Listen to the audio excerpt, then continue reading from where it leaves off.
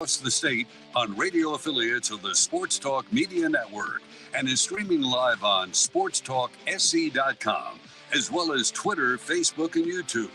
The South Carolina Education Lottery lucky number to call in is 888-898-2525.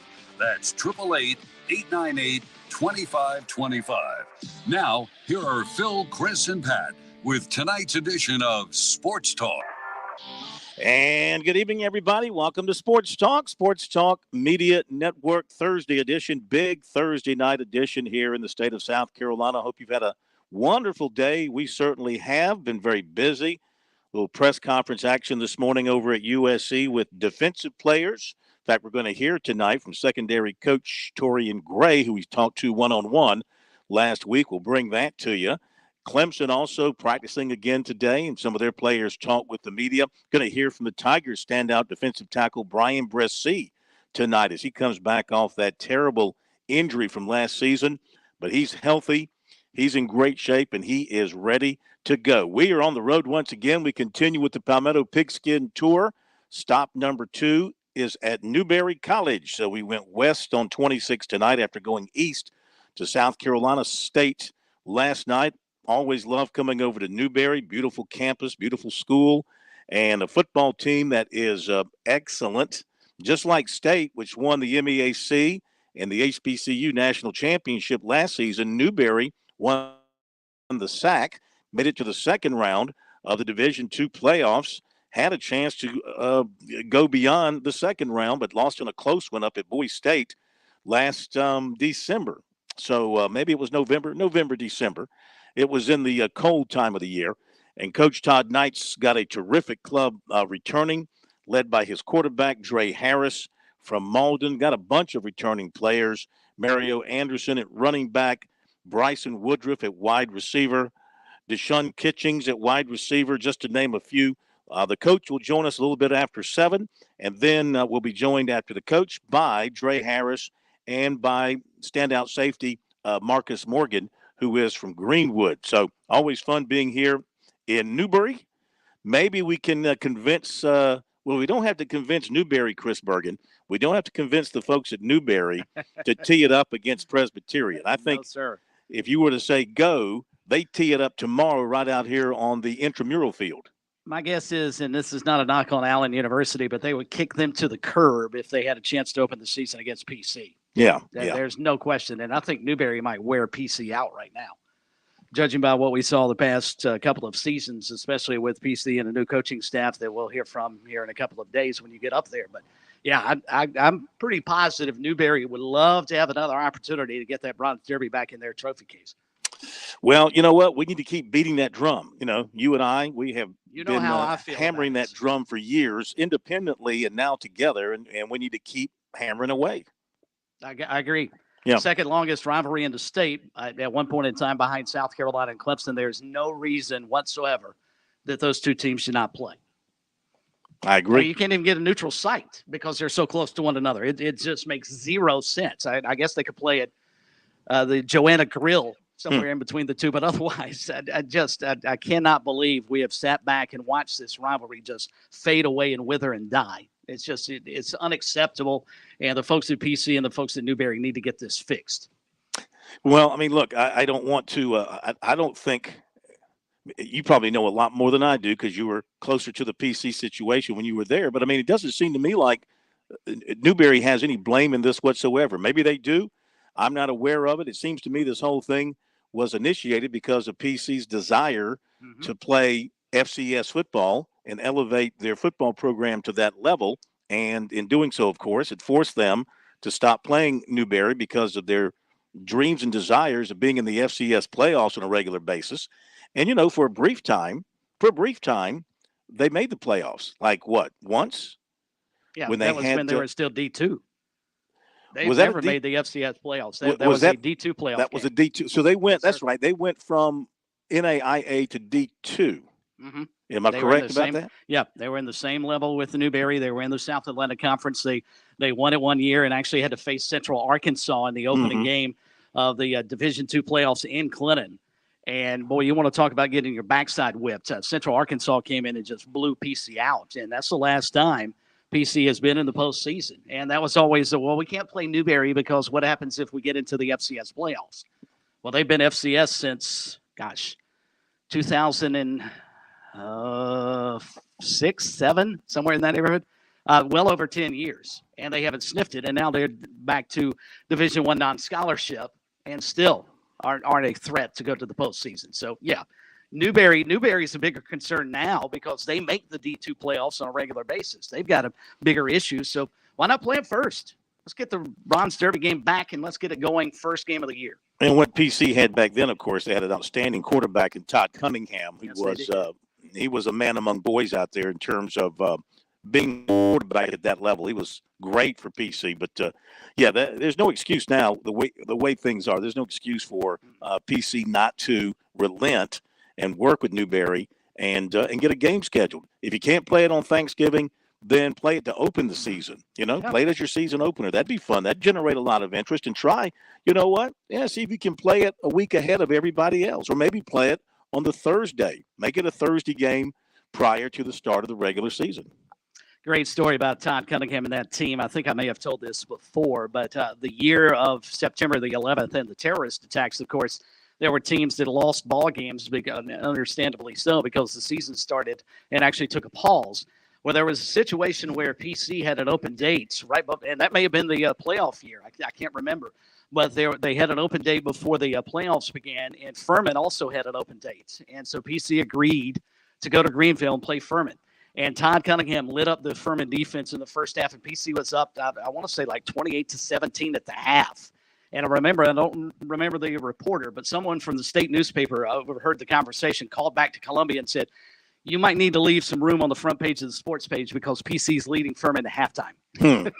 Now, they didn't go on to win that. Furman came back and won the ball game. But Todd Cunningham, as you pointed out, was a man amongst boys at that level. A former Irmo standout. Actually was a really good baseball player as well, but never got a chance to excel on the diamond much the way he did on the football field. Yeah, he was a special player. Yes, Pat Daniel back at our studios in downtown Columbia, and he can take your phone calls and connect you to us, 888-898-2525. That is the South Carolina Education Lottery lucky number here on Sports Talk. We're on the Palmetto Pigskin Tour. Our second stop of the tour will be over at Benedict College tomorrow night in Columbia as we continue to roll around the state to talk to coaches and players who work extremely hard. We put so much of a effort and interest on South Carolina and Clemson, and they're the big boys. In Coastal Carolina, those guys work hard and they coach hard. Well, these guys work hard and they work hard, and these guys work hard and they coach hard. So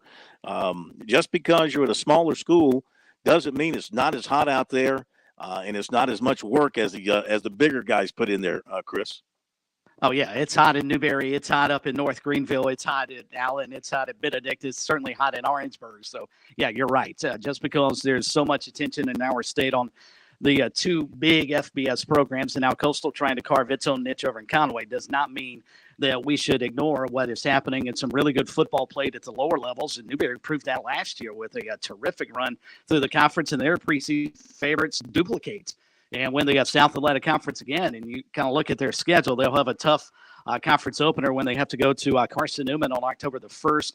But they also go to Catawba and Lenore-Rhine. So the schedule does not set up all that well for them in terms of home games versus conference games. But I would not put it past Todd Knight, especially what that team compiled last year and how good they were. And you're right. Had they not run into what appeared to be a pretty hot Bowie State team, who knows how far they might have gone last year in the postseason. All right, let's hit on a few of the top stories of the day. Pretty quiet day compared to other days here recently. I guess one of the big stories is South Carolina lost a commitment last night, not too long after we signed off the air. Jaden Robinson, linebacker from Lake City, Florida, who committed to the Gamecocks back on Independence Day. He decommitted and then committed to Florida. So that's a tough loss for the Gamecocks. That was a guy they really liked, a guy that they felt like with the commitment they have from the linebacker in Jacksonville, that they had a very good twosome at the linebacker position there, and now they lose him and have to go looking again for another linebacker to go along with the commitment they have from Grayson Howard out of Jacksonville. So, as good of a run as they've had in recruiting, and they definitely have had a very good run, it stings when you lose a player, especially one that had committed to you so early that you felt so good about, and you thought he felt good about you. But, you're a Florida kid. The Gators come calling. They put a big push on you. You go there and visit a couple of times late in the process. You could see how that could happen. So not a good day yesterday as the Gamecocks lose that commitment, and then they do not get the wide receiver out of Roanoke, Virginia, Taylor, who committed to Penn State, Carmelo Taylor. Not only are they getting a good wide receiver, they are getting a speedster. We're talking about the state champion in Virginia in 100 and 200 meters. So, and, that one, he looked pretty strong with South Carolina heading into, we didn't really know he was going to announce yesterday. He did not put out any information in advance indicating an announcement was coming. It just sort of came out of the blue. And the fact that he went with Penn State really surprised everyone. Thought it was going to be either South Carolina or Virginia Tech. So you just never know. And then South Carolina has a player who'll be announcing tomorrow that they hope to get, Vicari Swain. We talked about him last night, two-position athlete out of Carrollton, Georgia. And, again, the feeling is good for South Carolina, though he took a late visit to Mississippi State at the end of July, and Vanderbilt was the other school on his short list. Though he told us the school that he has committed to or plans to commit to or plans to announce for is offering him the opportunity to play both cornerback and receiver. And South Carolina and Vanderbilt have recruited him that way, while Mississippi State likes him strictly as a receiver. So we'll see how all that plays out for him. But, again, one player doesn't really – well, I guess one player can make or break your class. I don't think Jaden Robinson makes or breaks the Gamecock class at all. But he just, to me, on paper, he looked like a good prospect at linebacker and somebody that could have really helped them on the defensive side in the years to come. Plus, he's a Florida kid, and you love to get Florida kids who can play. And they're a little thin now at the linebacking position in terms of the recruiting class, right? They're down to he was the number 2 on that list in terms of commitments, and now they're back to just one. Just right? one, yeah. Grayson Howard, who's a good player himself, 6'3", 223 out of Jacksonville. Another Florida guy, and now he seems really, really solid, really, really locked in for South Carolina. You follow him on social media, you see where he's doing a lot of recruiting for the Gamecocks. So, hello, Finn. Nice to have Finn show up for the program tonight. Nice to hear from him. He's been sleeping all day, so he's got some energy to burn. He is one lucky dog, to say the least. I found this kind of interesting that this is out at Southern Cal. We got more collectives popping up everywhere. South Carolina, the Big Spur, that organization has started another collective for South Carolina athletes, and you got them popping up for Clemson and South Carolina and everywhere. This story came out the other day about Southern Cal, a collective named Student Body Right. Now, I love the name, because that was what Southern Cal's offense was. Yeah, way back then. Student Body Right. And they, according to their statement, they plan to provide, quote, the equivalent of a base salary, end quote, to every Trojan football player. But the other part of this key to this story is, that was in the LA Times, the school doesn't want them to do this because the school is concerned about the NCAA cracking down on these collectives at some point. So, we'll see what happens here, but this group plans to launch Student Body Right. It's a third-party collective. They say it's essential for Southern Cal to have this to properly compete with other top schools that feature collectives. And so there's a guy in Florida-based businessman and a longtime Southern Cal fan and a donor back in the Pete Carroll era, a guy named Dale Rich. And he grew disenchanted with the athletic department and eventually cut ties. Now he's leading the effort on Student Body Right, and he says it's an alternative to the school's NIL initiative called BLVD, I guess Boulevard, BLVD. And he says this is his organization, Student Body Right, is for those who want to contribute to the football program without any connection to Southern Cal at all. So, and I'm not surprised about this. I've wondered how this was going to work when you have outside third-party entities and you've got the schools themselves doing their thing. I mean, where should the fans give their money? Why should you give it to a third party versus giving it to the school? Why should the school be doing it if there are third parties doing it? Why are these third-party organizations, people behind them, so interested in doing this when the school can do it themselves? These are some of the unanswered questions, I think, that need to be answered as we get deeper and deeper into this NIL era. And the greater question is, Phil, how do you stop these type student body right from popping up? If you've got a disgruntled fan, as he pointed out, I don't know what changed. Did the hiring of Lincoln Riley sort of reinvigorate his faith in the folks in Southern Cal? But, I don't know how you stop this, though. If we don't have national legislation, and good grief, if the NCAA is going to try and do it, that'll be botched. I don't know how you stop these type things from popping up. Well, the AD at Southern Cal was asked by the Times for a comment. He is Mike Bond. He issued a statement refusing to acknowledge the existence of student body right. And he said that Southern Cal is not aware of a formal donor-created NIL collective. He said they're asking any donors who would like to support Southern Cal's athletes through NIL to please work with BLVD, so that all activities are conducted in compliance with state laws and NCAA rules. So, I mean, is that something to be really worried about, or is he just using that as a way of trying to diffuse the outside organizations and try and get his people to give to the organization run within their program? I think that's absolutely the case, because privately, I'm sure he's thinking, all right, this is another avenue in which we're going to raise money, maybe not directly through the school, but it'll help our student athletes. And thereby, when we go into the Big Ten, we might be more competitive than we have been over the last decade or so in the Pac-12. So I'm sure publicly he's got to say that, but privately, I'm not so sure he's as disappointed as maybe he's making out to be.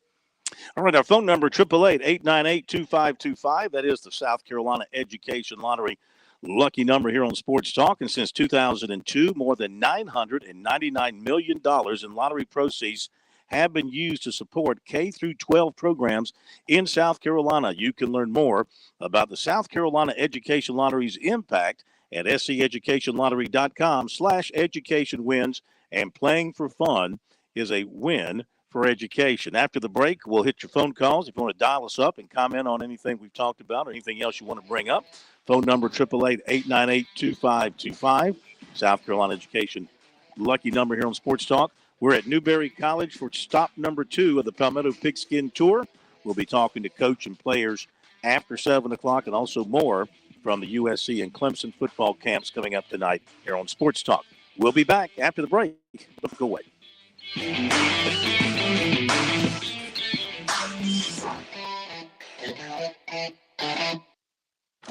It all builds up to this at Darlington Raceway. If you're going to kick off the playoffs, good stop, guys. Why not do it big? Green flag is up. Like Labor Day weekend big. Get in your car here. That's how you make a move. Like Southern 500 big.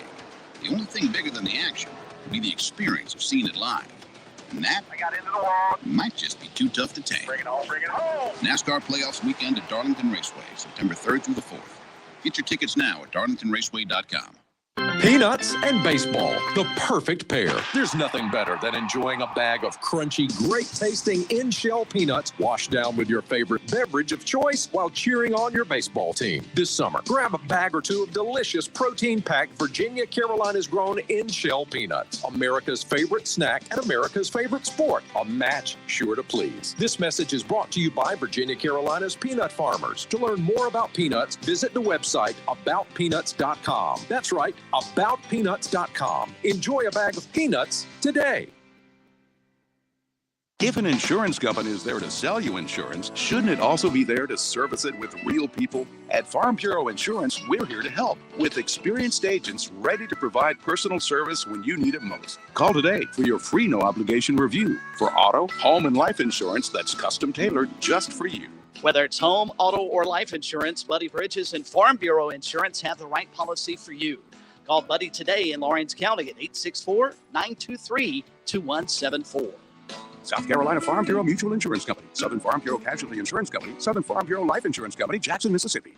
Show your team pride wherever you go with Founders Federal Credit Union's collegiate debit cards. Get your University of South Carolina and Clemson University debit cards at any Founders office or by calling 1-800-845-1614. Plus, our debit cards are digital wallet ready, so you can pay however you please. Not a member? Visit relaxjoinfounders.com or one of our 37 convenient locations to see if you qualify for membership. Terms and conditions apply. Founders Federal Credit Union is federally insured by NCUA.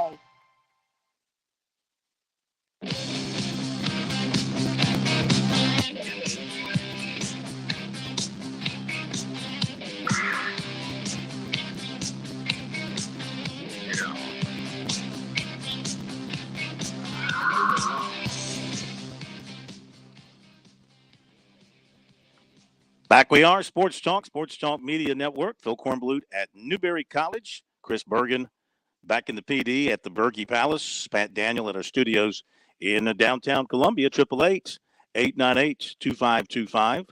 Phone number here to reach us on the program. Poll question of the week as we head down towards the end of the week. And the end of this fabulous poll question, which is, we took it upon ourselves to be of assistance to USC. By the way, they put out another great hype video today, USC did, in which Shane Beamer took the entire team. I thought that one was really well done. Yeah. Shane Beamer took the entire team to the top deck of Williams-Brice Stadium and had the players sit down in the seats up there. And basically, his message to them was, these are the people you're playing for.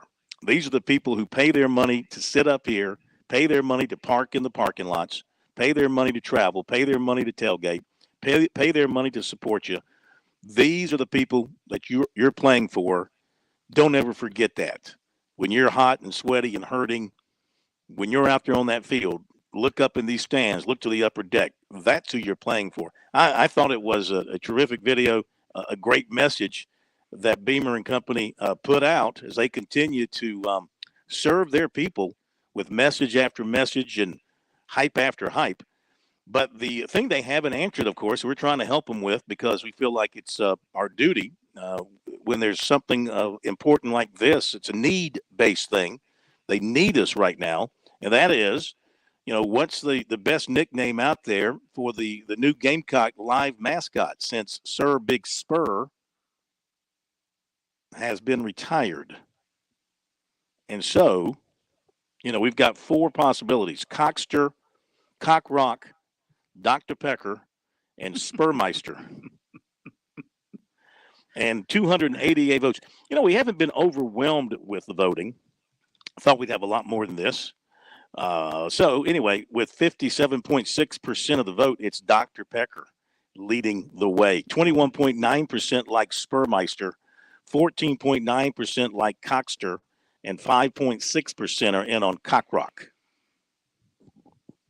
I have to say, Dr. Pecker just seems like the ultimate one because of the marketing opportunities. But I have to admit, Spurmeister was one that you pulled out of your hat over the weekend, and I thought that was really, really well done. Some of the other entries we have gotten via the fans have been pretty good as well. Well, there's been some funny stuff, and there's been some hateful stuff. Oh, I know. Let's see. Sean here, a friendly guy. Go back to the drawing board because none of these are the answer. Let's see. Well, that's fine. Then what is the answer, Sean? If Bad you're going News to say, Beers, who says, who is now running this account? You're a complete joke. Yeah. That guy obviously was absent from school the day they taught having a sense of humor, Mm-hmm. Yeah, I bet he's fun at parties. Yeah, I imagine so. So anyway, you got time to vote if you like one of the names that we have mentioned there, or you want to add your own possibility to it. Feel free to do so before the week is out.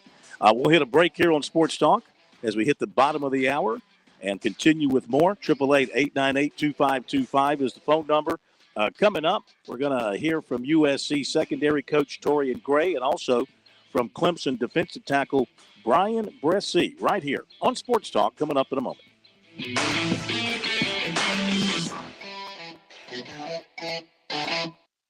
On Point weather is made possible by our friends at Palmetto Citizens Federal Credit Union on 107 The Point.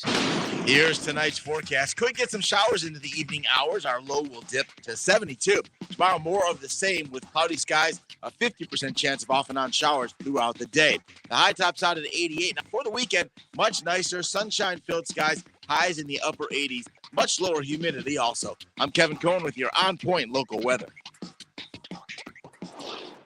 Are you looking for free checking and free savings? Dave Ramsey here, telling you to go see my friends at Palmetto Citizens Federal Credit Union.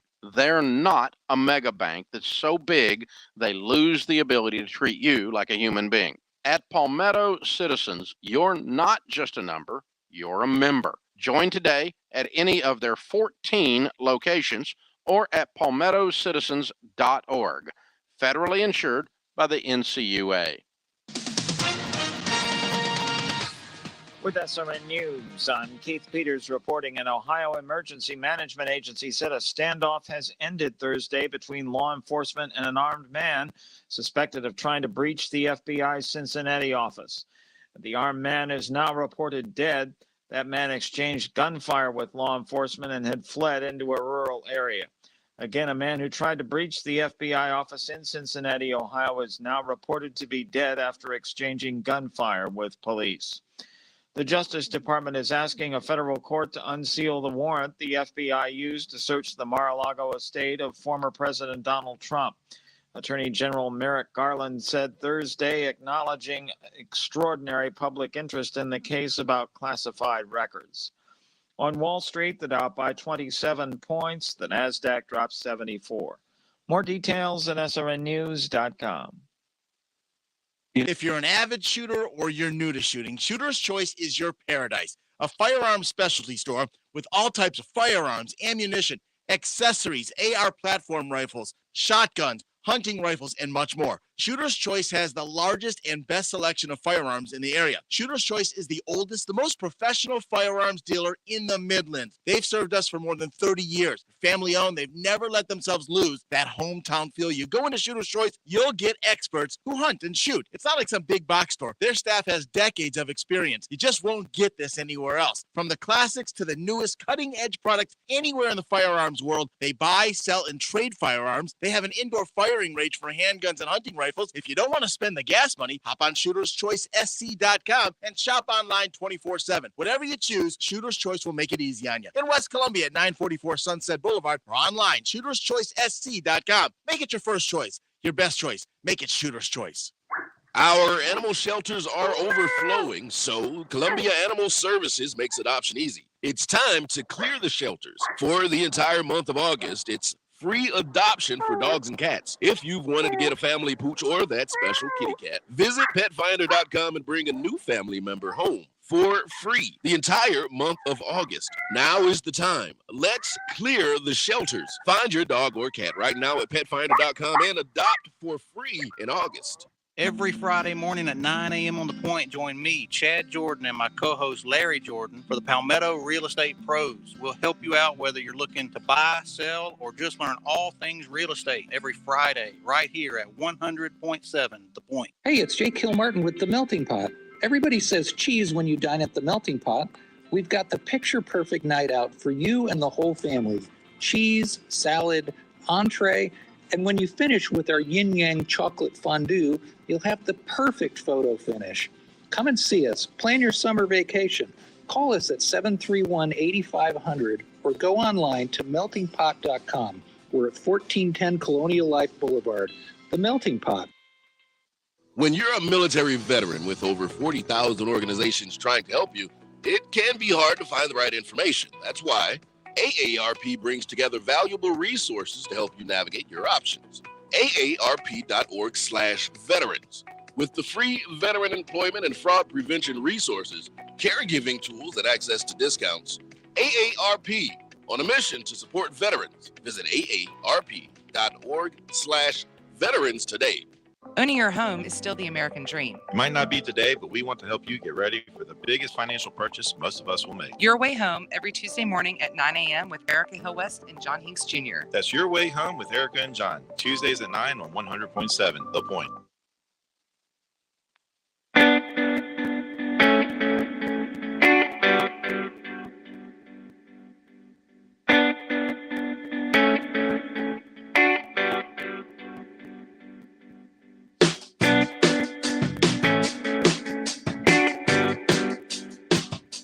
Welcome back, everybody. Sports Talk here on the Sports Talk Media Network. We are at Newberry College tonight, continuing with our Palmetto Pigskin Tour, presented by South Carolina Watermelons. If you're looking to stay hydrated, turn towards this summer's staple. One slice of watermelon is just as effective as sports drinks for hydration.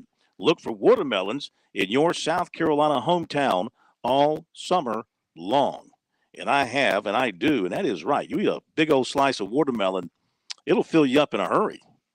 I'll take a watermelon over any energy drink. I've never understood the fascination with the energy beverages because none of them taste very good.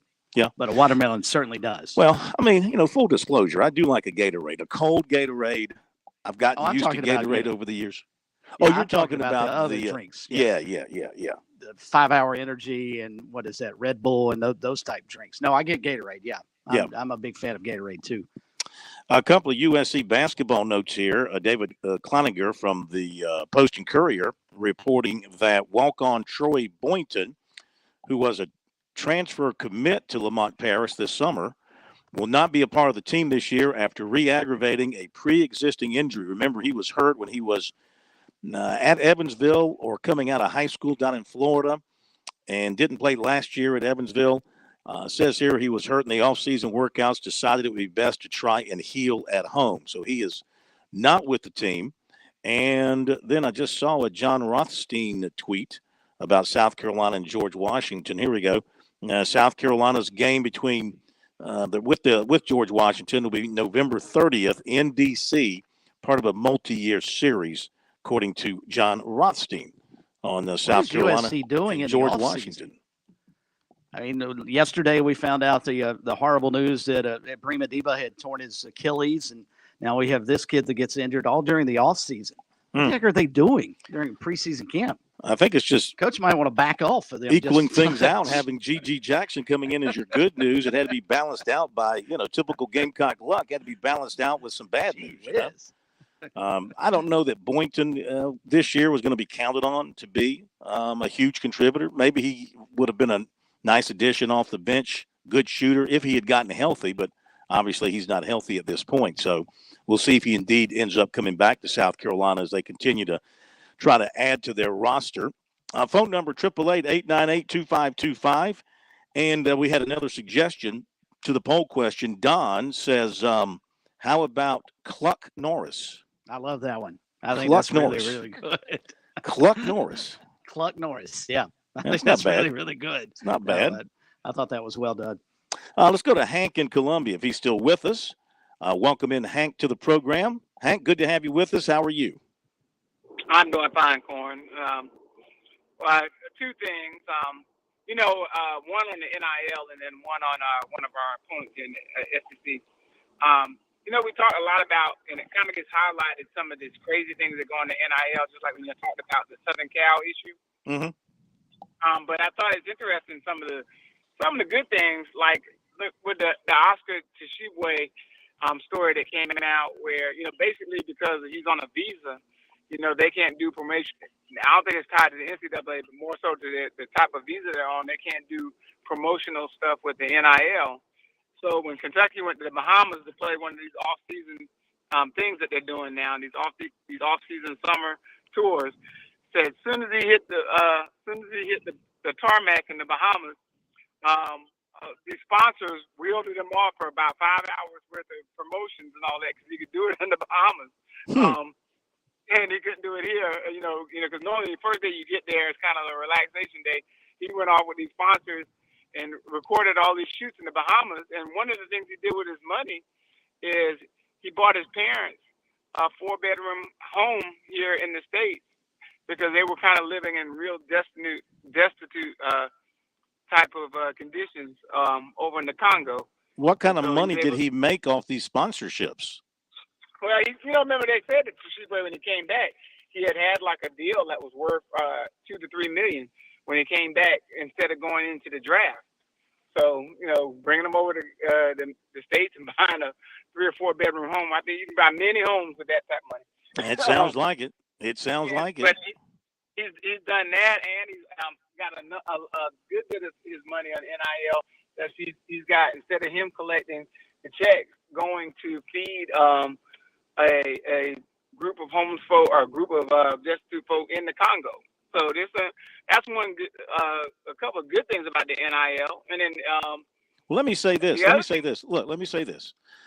You got a lot of very mature players who have a philanthropic side to them, and given the opportunity, they're willing to give back. They're willing to do some good stuff with their money. They're not just thinking about buying cars and jewelry and expensive watches and homes and things like that. I get that. In fact, you got a lot of places where the NIL deals tied into the school itself runs through charitable work and charitable giving. So there are things that are being done along those lines that kind of maybe put a more positive spin on the whole NIL operation. Yeah, that I mean, there's a lot of that going on. I see it with some of the players around here, and also one thing I've noticed since this whole NIL thing has started is some of the off-season shenanigans that we normally saw from players, whether it be football, basketball, or whatever. You're not seeing much of that go on because more of them are focusing on actually doing some of these NIL stuff in their off-season. So all the arrests and the is what I call bad behavior. They're all trying to protect their brand. Yeah, well, I mean, do you blame them? Do you blame them now? But I mean, should you? Okay, on the one hand, that sounds really good, Hank. But on the other hand, should you be misbehaving to begin with, whether you have a brand to protect or not? Are you suggesting it took a brand to protect before you behave like a human being? Well, Corn, if you remember the summers of past, and I know. Athens, around here and all that, I know.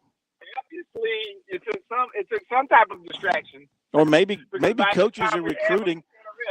Maybe coaches in many places are just recruiting a better, character player, better brand of character, and guys aren't gonna, even if they didn't have a brand to protect, they're not going to go out and smoke dope and hold up people and rob a jewelry store or anything like that. Well, what I'm saying is so many times we'll sensationalize something that comes up about NIL. Agreed. That's a problem. So we have to give fair and balanced recovery to some of the things that the NIL has done. Like they talked to a bunch of coaches who said basically they've had less time having to worry about athletes even getting into stuff because all of them are working to protect their brand. And so if that's a good thing, I'll take it. Well, look. But let me say this. Let me say this. Speaking for only myself here, because obviously when this all was created, I was somebody who didn't like the idea, and I still don't like the idea. I still believe having a college education paid for and everything that goes with it is proper payment for playing college sports. That being said, obviously that argument doesn't carry water anymore, and the courts have said otherwise. Okay, fine and dandy. So now we're paying them, and that's good.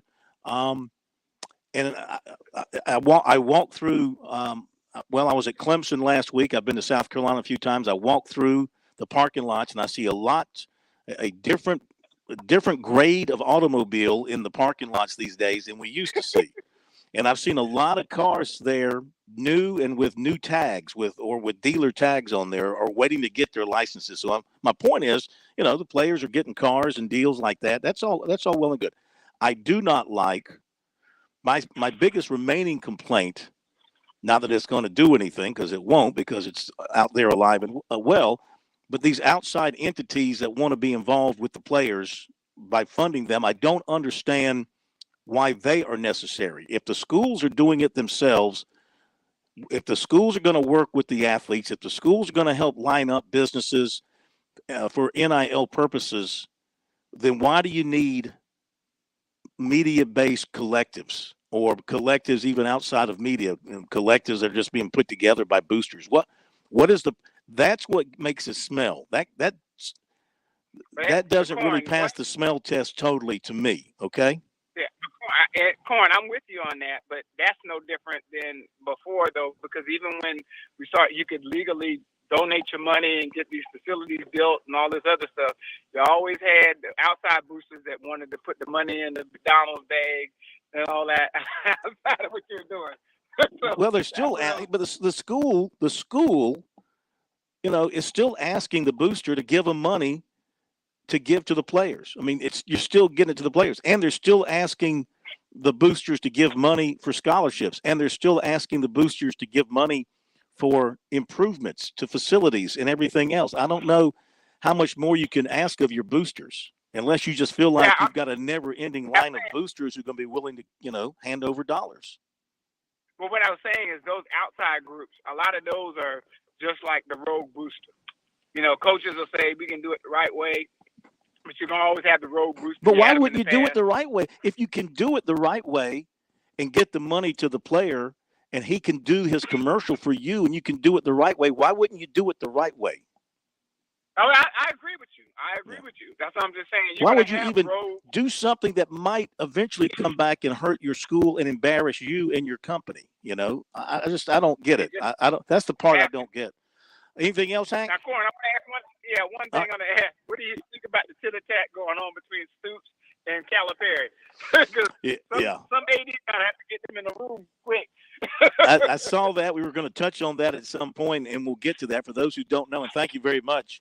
Apparently, there was a comment by Calipari about Kentucky being a basketball school, and Is he wrong? took no, but Stoops took exception to it. Like, hey, we've had a couple winning seasons here in a row. We're a football school. Go win some national championships like your men's basketball program has, and then you can start complaining. Yeah, I don't think he has much of a leg to stand on there. He had one good year last year. Yeah, he had one good year last year, and here he is, acting like he's got Alabama under his ride here. So no, he goes. Here's the quote as he was quoted. Calipari. Let's see here. This is a basketball school. He goes, this is a basketball school. Alabama is a football school. So is Georgia. No disrespect to our football team. Why do people say something that's disrespectful, then go back and say no disrespect? I mean, that is disrespectful. If he had just not brought up Alabama and Georgia, a couple of rivals, why didn't you throw Tennessee in there as well, Calipari, you idiot? No disrespect to our football team. I hope they win 10 games and go to bowls. But this is a basketball school. And there's not a person in Kentucky that would disagree. He's campaigning for a basketball practice facility. He doesn't have one of those already? That's stunning to me. That really is. It says here, John Calipari wants his practice facility ASAP. And then Stoops retweeted that and wrote, basketball school, ? I thought we competed in the SEC. # 4 straight postseason wins. The football team's never lost to St. Peter's, just saying. That's good. All right, thank you for the call. Nate, and I doubt Nate Oates is going to stand up and say, you know what, Alabama's a basketball school. Please. You know where you are. And there's not a soul in the Bluegrass State that would say Calipari is wrong. No. Not a soul. No, you're exactly right. Exactly right. Hank, thanks for the phone call. The other day, had a chance to talk one-on-one with USC secondary coach Torian Gray, who is a highly regarded coach, highly regarded recruiter, and people, the players, they really respect him and like what he does with them, and had a chance to talk with him one-on-one at Media Day last week, and we looked ahead to working with the group he's got before him this season and what he hopes to do with the Gamecock secondary. Secondary, you have to replace a great player in Foster. How do you feel Reed is looking to step in there and others you'll be looking at? Reed is gaining confidence. He was able to go through spring practice and still was kind of learning and feeling his way in some respects. He has a much better understanding of the defense. I think he'll now, with fall camp, I think he'll be more productive for us. Foster gave us so much production, so Reed hopefully can give us some of that, and then he has some leadership ability, so we expect a lot from him. What similarities do you see between the two players? Reed's a professional. Foster was a consummate professional. The Bunny has that grown-up nature about him in that respect, and that's what he'll bring to us. And like I said, now that he's more comfortable, hopefully he'll bring the same or similar leadership type element. Considering that safety is like the last line of defense, it's a luxury to have an older guy, an experienced guy, to be able to stick back there instead of some wet behind the ear freshman. Oh, definitely. We're fortunate to be able to get a guy of Devontae's experience out the transfer portal, so we'll look forward him to be able to kind of plug in and leave a gap that a more inexperienced guy maybe would have had to fill quicker. So you look at your secondary overall, and I mean, it's an older group. You got to love having guys who've been under fire at every position. Right. And really, your second year with them, I imagine they just picked right up where you guys left off. Right. That's the expectation. Last year, we were very green with the corner and nickel spot. RJ and Foster had the experience.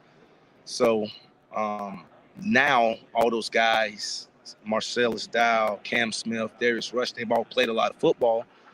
And you still got RJ back. Expect him to up his game and be better. And then Devontae. So, yeah, we are a much more experienced group, so that's exciting. Everybody's looking at Cam Smith as being that great player at that corner spot. And what do you want to do with him? How do you want to exploit his unique talents? Just to be able to have flexibility with him. We played him at nickel this spring, so if we need to have a matchup on the slot guy, he's learned that position. If we need to have him on the outside at corner, he knows that position. He's a dynamic playmaker, so we want to be able to put him, where we think the ball may go. As well as anybody, you got to be fearless back there in the secondary. Do you think you have a group of fearless guys? That's the goal. Yeah, definitely. You got to, with our hard experience that we had last year, we should be hardened against some of those things and now be fearless because we understand the situation, the whys on when things didn't go our way, and to understand also when we had success, why those things happen. So I think that should make us more of a fearless group, and it's exciting to see that progression. I'll touch on you about your recruiting, because I talked to so many kids recruited by you, and they just love talking to you and dealing with you and building a relationship. What do you see as a recruiter are your strengths and the keys to building the relationships? Just for me, trying to be myself and really get to learn the kid and be invested in the young man and show. I think if I'm genuine, they'll kind of see and understand who I am and how I would, given the opportunity, how I would love to develop them and help them grow as a football player and a young man. So that's kind of that angle. And then who are the important people in their lives and try to build a relationship with those people. Can you kind of explain, like when you talk to a player who comes here, one of the first things that they talk about is the family feeling they get from every member of the staff, from the head coach all the way through. Is this something that as a group you guys talk about and you share with one another that, hey, this is going to be our approach and everybody's got to be genuine in reaching out to these players? Well, Shane does a great job because everything starts from the top down. I mean, he's our boss. He sets the tone with what our culture is going to be. And because he's a genuine guy, a family-oriented guy, it comes genuine from him. So it's genuine for us as a staff because that's just kind of, we're following his lead. I imagine every college, every group that recruits tries to show that to players. But I just hear it now, like more and more from you guys. I mean, is it like over the top here? Like I said, I think it just comes from who your leader is, what he's really about, and he's genuine. Everybody talks family and those type of things, but like I said, I think it just comes natural for Shane because that's genuinely who he is. And you're delving into some new areas for South Carolina, that Maryland, Virginia area, I guess, too. You have a lot of connections up there. How do you feel about the way the recruiting footprint is spreading out? We have areas that we target. We feel good about the areas that we're trying to target. We know we present a lot to the table with being in the SEC conference, and we're just trying to reach out to our footprints and sell all the advantages that South Carolina has. All right, Torian Gray, USC secondary coach, like I mentioned, doing a great job recruiting. He was renowned as a recruiter when he was brought in by Shane Beamer. I think he's living up to those expectations at every turn. Okay, we'll hit the break here on Sports Talk and come back and get you ready for hour number 2 that will be jam-packed with our visit here at Newberry, plus recruiting. We'll hear from Brian Bresee and more coming up. Be back in a moment.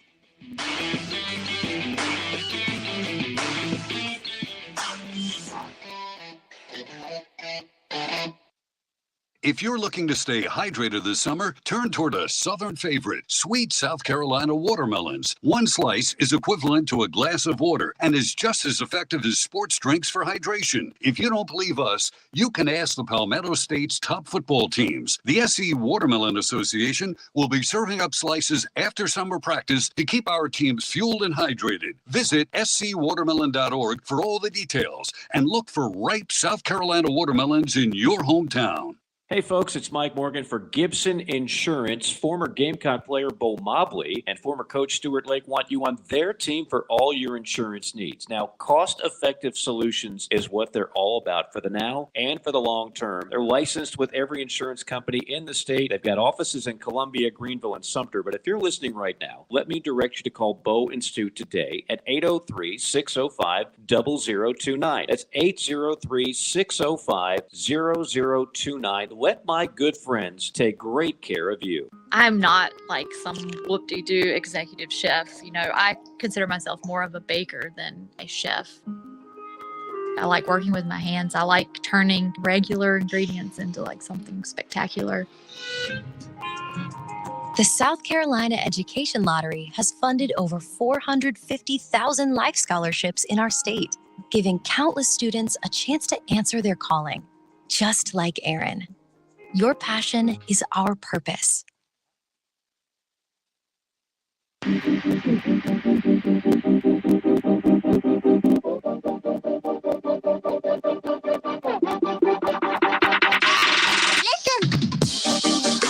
And why not give you the recruiting report before we hit the top of the hour here on Sports Talk? It is brought to you by Seawell's. Big day tomorrow at Seawell's, Pat. You want to lay it out for everybody because I don't think I can talk about it.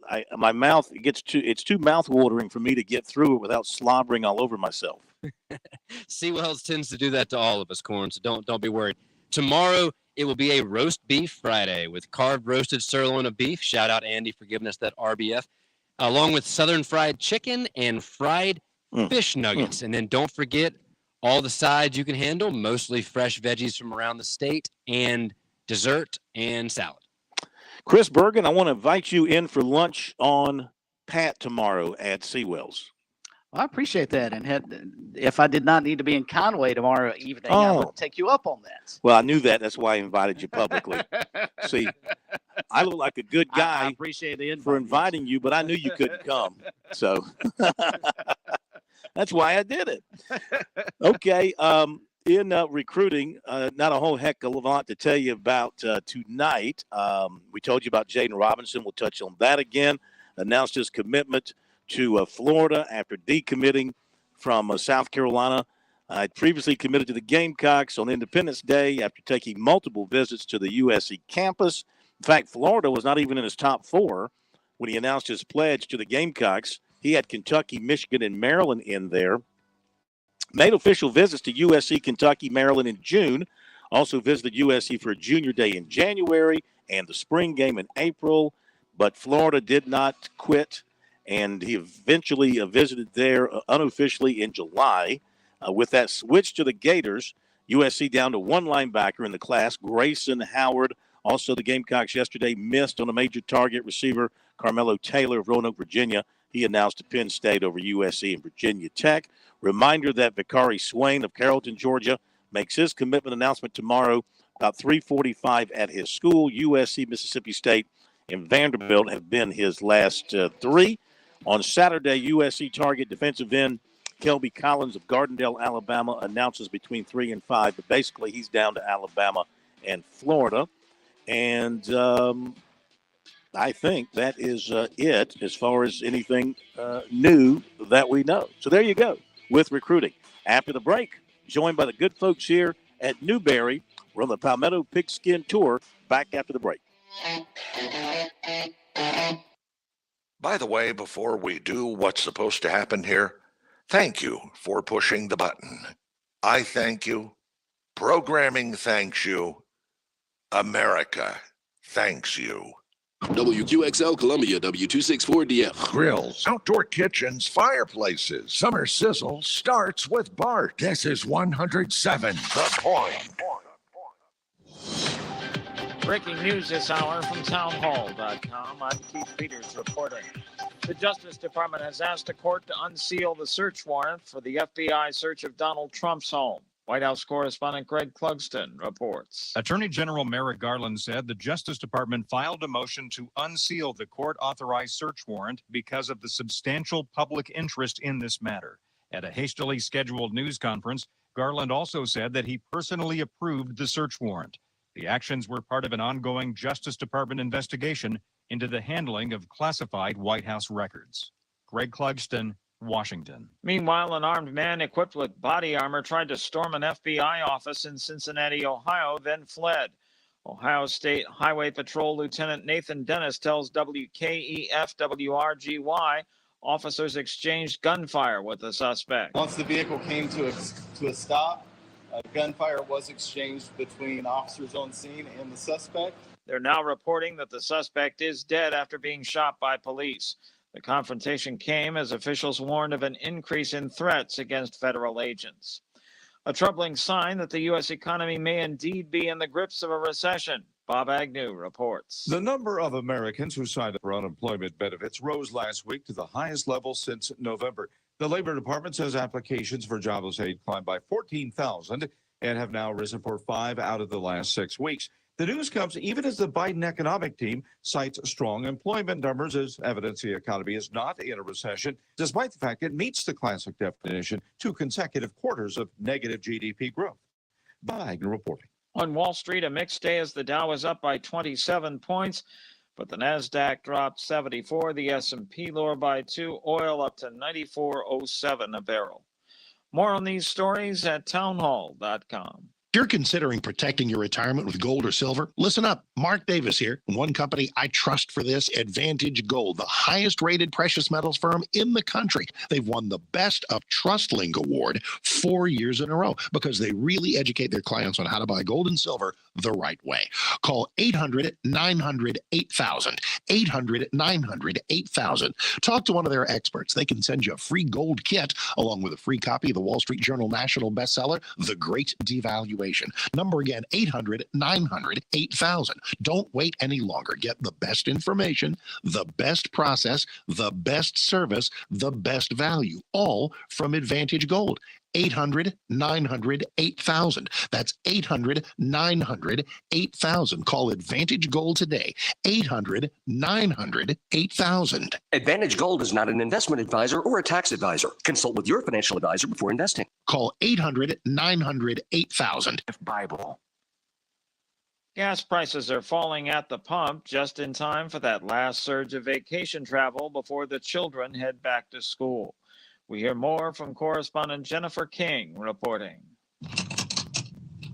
AAA says the national average for a gallon of regular gas has fallen to $3.99, and the shopping app Gas Buddy cited an average of $3.98. That's down more than $1 from mid-June, and the first time it's gone below $4 in 5 months. Motorists in some western states are still paying more. Oil prices have dropped on concerns about slowing economic growth around the world, and the U.S. benchmark for crude oil recently dipped close to $90 a barrel. Republicans are blaming President Biden for high gas prices, while Biden has been sparring with oil companies, accusing them of posting huge profits while not producing as much oil and gas as they could be. Jennifer King, Washington. News and analysis at townhall.com.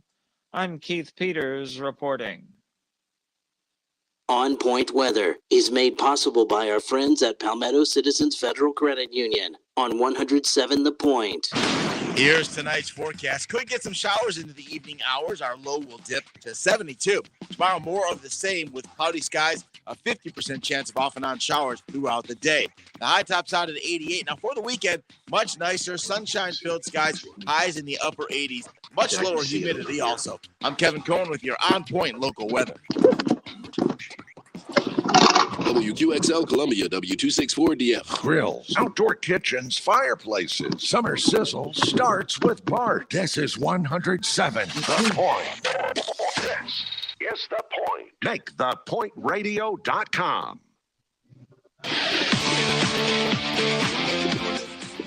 Welcome back to Sports Talk.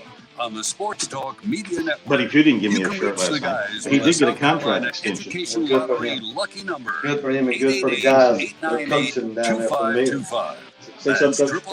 888-898-2525. Scotty right there. Now back to Hello. Phil, Chris, and Pat How about with now? the second Oh, hour there we of go. Sports Talk Come on. on the Sports Talk Media Network. Okay, everybody, welcome back into Sports Talk.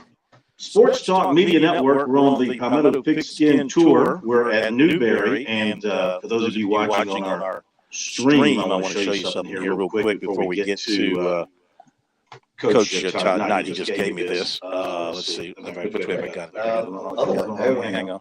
I have to show you this for those watching on the stream. How's that look, huh? See that? Oh, sharp.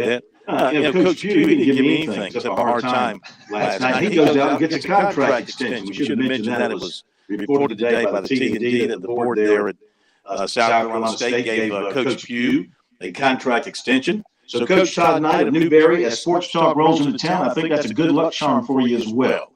Let's get a new contract out there and get the name on the dotted line. There we go. Let's talk that up a little bit. How you doing? Doing good, my friend. Good to see you. Hey. Welcome to the Berry. It's always good to be here, and you guys are flying high after last season. Reflect on last season and that run and getting to the playoffs and getting to round two and having a chance to win in round two. Well, last year goes back a little further than just football season. It goes back to the spring where we actually played a football season in the spring last year, which is one of the few teams or few leagues in the country that did that. And, we had a really good spring season, first one ever in the history of the school. And I think we went 6-1 in the spring. And then that momentum just kind of rolled into football season. And we actually played more football games last year in that calendar year than any team in the country. So, it was a great run for us. So you didn't go through the wear and tear, you don't think, dragged you guys down? Well, I think having a little time off in the summer, we didn't do the typical summer program because we felt like they needed a break off of it. But I just felt like that spring season, it just kind of rolled right into the fall, and it was almost like a summer program, like an extended summer program that the kids just went crazy, and just the emotion off of that spring season, it just rolled into the fall, and it just kept riding the wave. What did you like most about, let's talk about the fall, because, that's what people remember. Most recent, you won the SAC championship, went to the playoffs, won a game down there in Florida at that stadium with the opening with the ocean, with the Gulf or something feeding into the ocean. It's an amazing stadium to start off with. And our kids, and obviously none of us have ever seen anything like that. We got down on Friday for a warm-up and then walk through. And when I walked out on the field, all the kids were in the stands and looking over the stands at the ocean and taking pictures and everything. And some of the coaches was like, "Coach Knight, let's get them down." I said, No, let them enjoy it. Let them soak it up a little bit. Have a little fun with it. And one end of it, if you kicked the field goal and got a little wide on you, it was going straight in the ocean. And that's kind of how our walkthrough ends on a field goal that simulates winning the game on a Friday. And so when we spotted it, we all ran out on the field for this last minute kick, and I just started yelling, "Kick in the ocean, kick in the ocean." And our kid kicked it up over the net and into the ocean. Wow. So I think it all kind of came together after that. What did you like most about last year's team? I think they really bonded. They cared about each other. It was one of those things where you didn't see one guy of our team out by himself in the caf or out in the community or out eating somewhere. Those kids, they hung together everywhere. And, everybody likes to use the term family and that kind of thing. It's a little cliche, but I really seen that with our kids last year. Seeing it here in this camp, did you see it in the spring? Did you see it in this camp so far? I'm seeing it so far this camp, and it's interesting. When you bring in a transfer or two here and there, and a fresh set of eyes, so to speak, that's looking at the program for the first time. And I had a guy that we brought in. I think he's going to be a really good player for us. He made a comment to me today in the cafeteria. He said, "Coach Knight, this team, these guys really like each other." He said, "I've been on teams before where people couldn't stand each other." He said, "But I've been here like 4 or 5 days, and everybody likes each other. And he said, I really enjoy this. Yeah. So, if he's seeing it that way, then I think it really is. Isn't that called culture? I hope so. I hope so. And I hope that's what we're teaching and breeding here. And over the years, I think it's just become part of who we are. Yeah. Well, you got a lot of good players returning from last year's team, led by your quarterback, Dre Harris, running back, Mario Anderson, receiver, Bryson Woodruff. I could go on and on. What do you see, again, as the strength? You had an offense that averaged about 30. You had a defense that gave up about 16. Where do you need to step it up? And can this team take that next step? I mean, I don't want to put the cart before the horse here and talk about playoffs way on down in November, December. You want to beat Allen first, of course. But what do you see with this team and what it might do? Well, I think to start off with, having that guy back, Dre Harris, the all-conference guy, we won a lot of ball games with Dre over the years, and he's really, last year he had a fantastic season, and you would think that he's got his degree, he's in grad school. I think this time at the end of this semester he'll graduate with his master's from Newberry College, and that's will only be the second football player in the history of the program to graduate here with a master's. Because that's a relatively new thing, right? Yeah, exactly. But what I've seen from this kid, he was here every day all summer. I mean, he lives kind of local now. He's moved in locally, and I don't think I took a couple of days off right before we started, and it felt weird because I didn't see Dre for like 4 or 5 days because I'd seen him just about every day all summer. That he's really put in the work. His leadership is without question.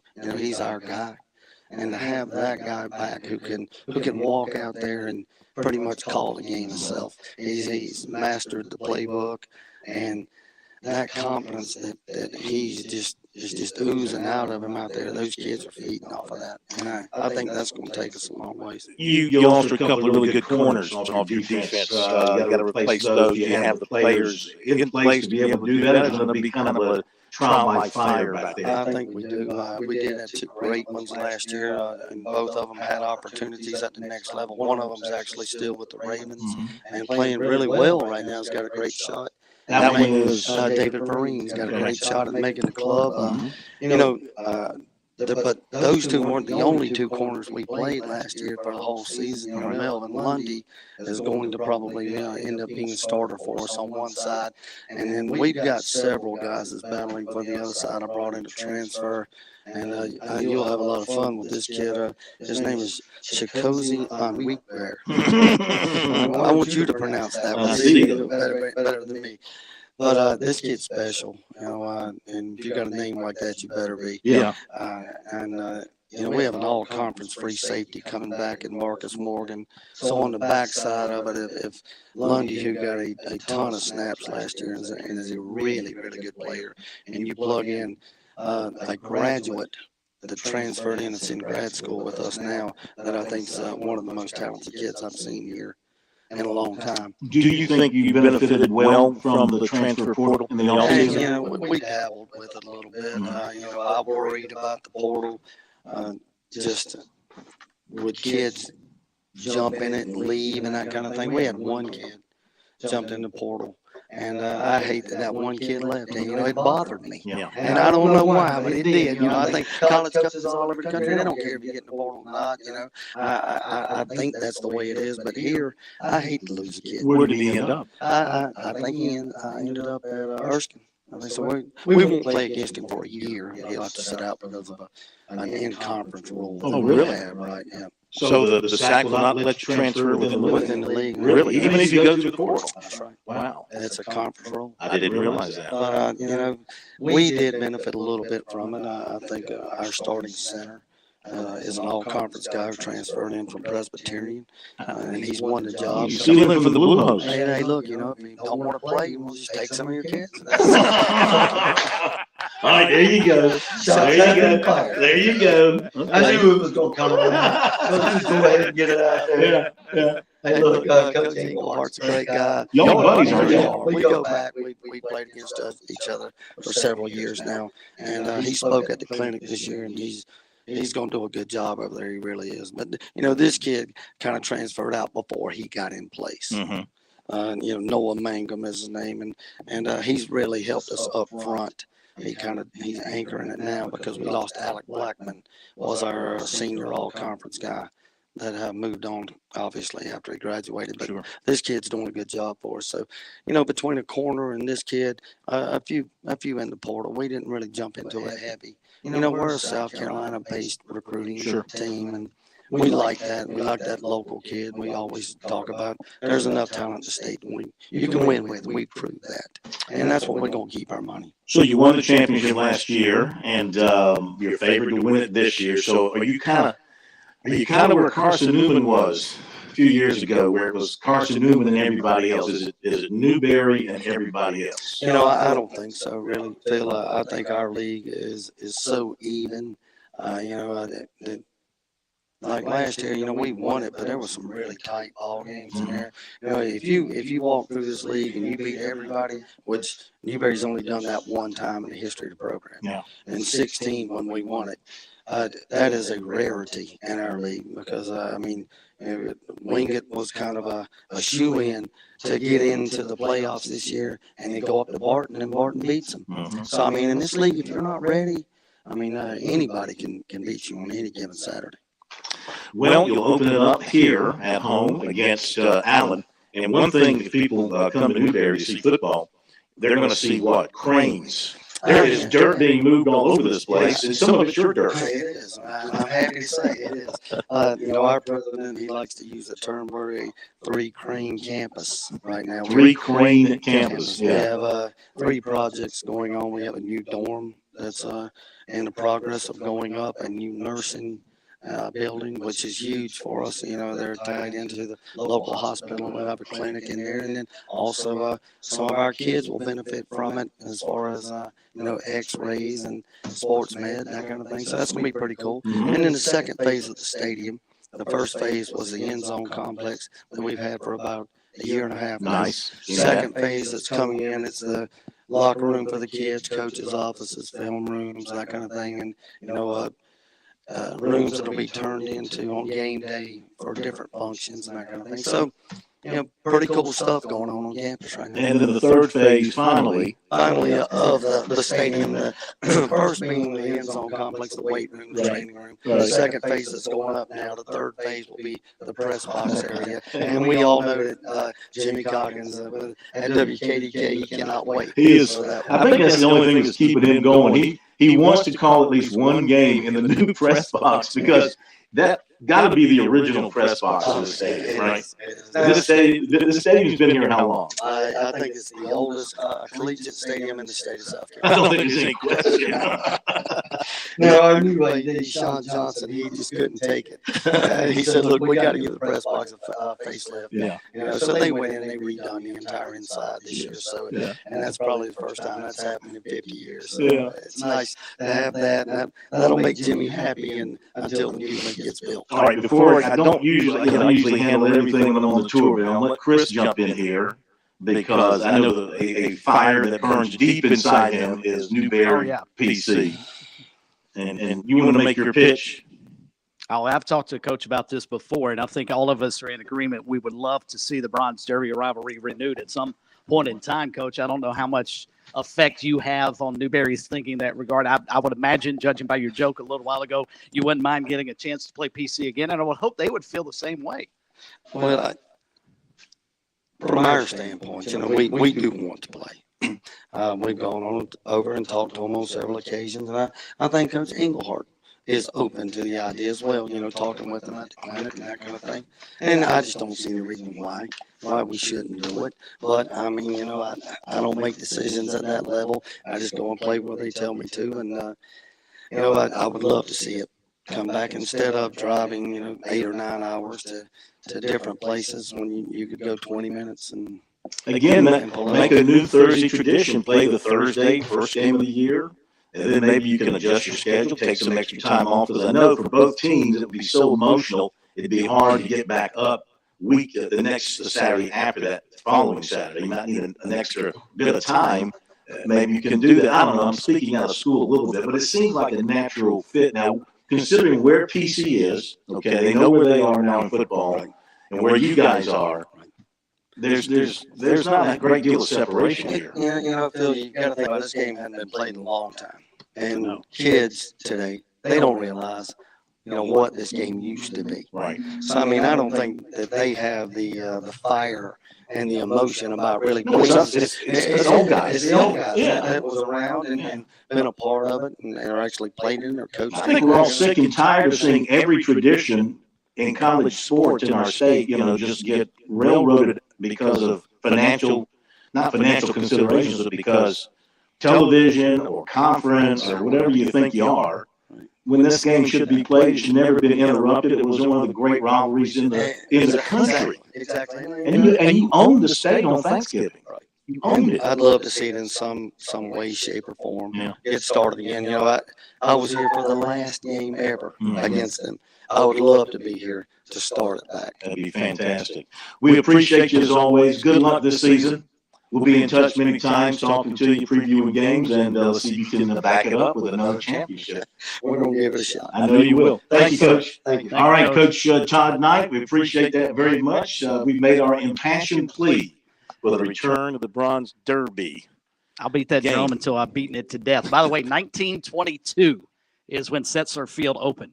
1922 Setzler Field saw the light of day in 1922. It's 100 years old. September 16th. Yeah, September 16th. It's 100 years old. According to Newberry's website, the first game played was Newberry College's JV team beating up on Newberry High School 33-0. The Newberry College JV, I'm telling Coach this, Newberry College JV team beat Newberry High School in the first game. Setzler Field. That's great. That's great. All right, when we come back, we're going to be joined by a couple of the Wolves. Dre Harris and Marcus Morgan will be here on Sports Talk. Get their thoughts from a player's standpoint about defending the ring. Y'all got rings yet? Defending the ring. Maybe they'll be wearing. Coach is not wearing his ring. I guess you know what? It just gets old, and it's on to the next one, right? It's on to the next one. All right, players are coming up next here on the Palmetto Pigskin Tour stop at Newberry. Back in a moment.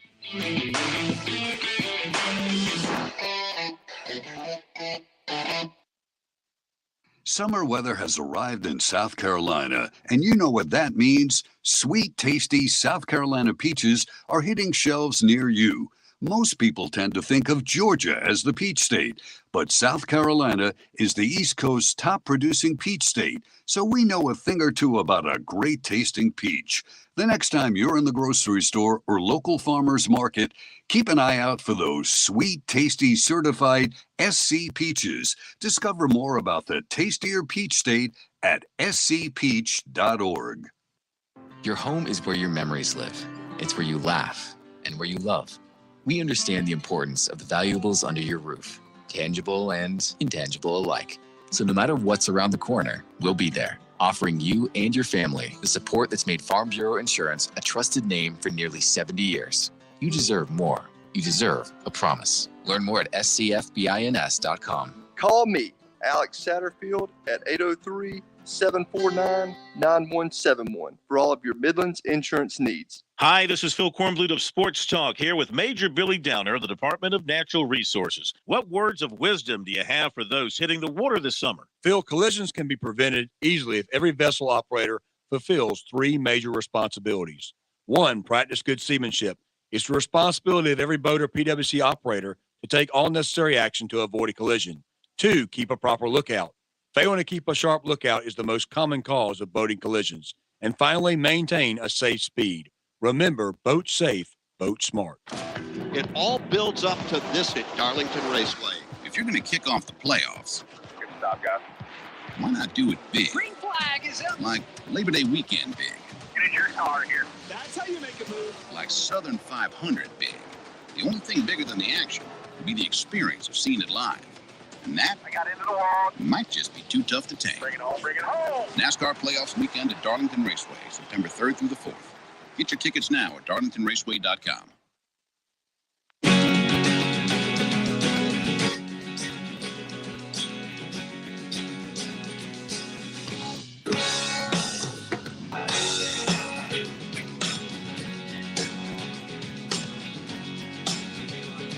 All right, for those of you watching the stream, I got a little swag in my hand here, a little Newberry South Atlantic Conference Championship ring. Look at that bad boy, huh? That's pretty nifty. I don't know how many diamonds, got a lot of diamonds in these things, looks like. I see a lot of sparkles in there. Speaking of sparkles and diamond football players, we got two of them here with us. From the Wolves, we have quarterback Dre Harris out of Malden and safety Marcus Morgan from Greenwood, two of the standout players for the Wolves. Great to have you guys with us, Dre. Congratulations on last season. How you guys feeling going into this year? Honestly, if not just as good, we feel very confident just because of all the pieces we were able to put back together with what we are missing now. But really not missing anything because we have great pieces to back them up. So really just back off what we left and trying to do more. Coach was saying just how dedicated you are Yes, sir. to this team and to the sport, just how much you work. Tell us basically what your off season's been like to get ready for this year. So basically, I stayed in Newberry all summer, every day, lifting with just my equipment manager, our equipment manager, Coach Anderson. He's a big, tough guy, you know. So I want to get big and tough like him. So I want to get all the equipment I can get from him. Are you big and tough? I'm bigger and tougher, but I'm not as big as him. He's pretty big. Marcus, is he big and tough? Man, he's very huge. Huge guy. Yeah. No, I'm talking about Dre here. Is he big and tough? I feel like he got bigger. Marcus, what about the defense? You guys were really good last year, about 16 points per game you allowed, and you did lose a couple of starting corners. Coach was saying you got guys ready to step in, but what's your overview of the defense? I know it's early in camp, but what you've seen in the offseason and so far in camp? I feel like we gotten better. Yeah, we lost two of our best corners in the sack, but it's just next man up. I mean, Coach Knight always tells us this. Next man up, who's next? Who's going to step up, make the plays? That's about it. When you see that one of your teammates from last year, David Ring, for example, and also Anthony Blue, they both got shots in NFL camps, and apparently David is still sticking with the Ravens. Marcus, when you see that, and you're back there playing in the secondary, I mean, if you're good enough, even from a small school like Newberry, you know you can get to the next level. People will notice you. Yeah, definitely. Most definitely. Dave really worked really hard for this situation standpoint. I feel like I'm the same exact way, but it just the fact of the matter is it's just hard work and dedication. I feel like I have that hard work mentality. I always feel like that. Yeah. Dre, in practice, you kind of have to know where Marcus is on the field. You know, when you're dropping back to pass, or maybe you're scrambling around and keeping an eye on where that big guy is. Honestly, in practice, sir, I'm not really worried about who's back there. Or in the game, I'm not really worried about who's back there. My job is to find the open guy and read the coverage right and get it to our players. So that's what I do. What did you think of the offense last year? You guys averaged about 30 points per game. Have you kind of maxed out? Can you be even better this year? No way we can max out. Honestly, we should be scoring more than 30 points a game. And we will. You know what I'm saying? But I want to speak I think really highly of this team we have coming in because I think a lot of people are doubting us because of the pieces that we kind of are missing. So we want everyone's best shot. We're going to give them ours. Yeah, I'm sure. Who excites you on the offensive side, besides yourself? You know, your teammates on the offensive side who really excites you? Well, those are my guys that help me out to get to the next level. That's all my receivers there. I think we always have the top 4 receivers in the SAC or in the D2. We're style. We're on the same page. We talk, we communicate, and we get it done. Yeah. Marcus, when you're on defense and you're practicing against these guys, this offense, what do you see from the safety spot back here at the back of the defense? I see a whole lot of things, a whole lot of different things for me to work on. Yeah, I mean, just a totally big for me. Just being able to see everything. I mean, are they difficult to defend? The offense? On occasions, very, but I feel like very much so they are competitive. I mean, it's very difficult, but yet again, it's getting you prepared for the season. You guys hang on for a minute if you don't mind, because we got to you a little late. I want to talk to you for a few more minutes. We'll come back with more from Newberry after the break. On Point Weather is made possible by our friends at Y'all Palmetto good? Citizens Y'all got a meeting Federal to go to? Credit Union on 107 The Point. Okay. Here's tonight's We'll just keep it for a forecast. couple Could get more some minutes. showers I in just the want to evening shortchange hours. you. Our low will dip want to to talk a little bit about the 72. season Tomorrow, more schedule of the coming same up with cloudy stuff skies, like that. a 50% chance of off and on showers Hey, Mike, throughout the day. I'm High finished tops with your out at ring, 88. sir. Now, for the If weekend, you want it much back, I want you nicer, to think I sunshine-filled skies, highs in the upper 80s. I'm going to Much keep for lower just a couple more humidity minutes. also. I'm Kevin Cohen with your On Point you don't local mind. weather. Yeah. Gotta show it off when we travel on the road. Okay, everybody, listen up. Plus, Let's cut the roaches. We need to stick together. You can thump somebody on the head if you need to. Let that happen. I want to So get a picture of y'all real quick, too. Say hello to Mike. Exterminator, hey, settle down. Take it easy. No, I can tell you. Sir. I can After tell I you. wipe out the bed bugs, I'm coming for you guys next. No, I'm not. Pest problems? Not on our watch. Call the experts at Palmetto Exterminators. Online at palmettoexterminators.net. Thank you, Coach. Always a pleasure. We'll be in touch. SRN News. I'm Keith Peters reporting. Political leaders honored Republican U.S. Congresswoman Jackie Walorski of Indiana as a determined advocate for her Christian beliefs during a funeral after she and 3 other people were killed in a highway crash last week. Numerous members of Congress were among several hundred mourners Thursday at a church near Walorski's northern Indiana home. Republican House Minority Leader Kevin McCarthy said both of Walorski you never guys had are in a grad job school, right? but a mission, pointing to her work Not as you. a Christian You're in grad missionary in school. What year are Romania you? with her husband as the director of a local humane society and as a So you're a television news senior? reporter before entering politics. On Wall Street, the Dow up by 27 points, the Nasdaq dropping 74, the S&P 500 lower by 2, oil up 215 to 94.07 a barrel. This is SRN News. I'm already a big fan of Medicare Blueprint. Tim and his team saved me several $1,000s. They took a look at my health insurance. They helped me get the best possible plan. But not long ago, I reached out when we had a crisis. The big bad insurance company out of nowhere just canceled mom's medicine for her multiple sclerosis. No warning, 30 years, same med, and just like that, gone. Here's the good news. Medicare Blueprint doesn't work for the insurance companies. They work for you. They're local. Imagine me trying to get this fixed, calling some national toll-free number. Outsourced operators never talk to the same person twice.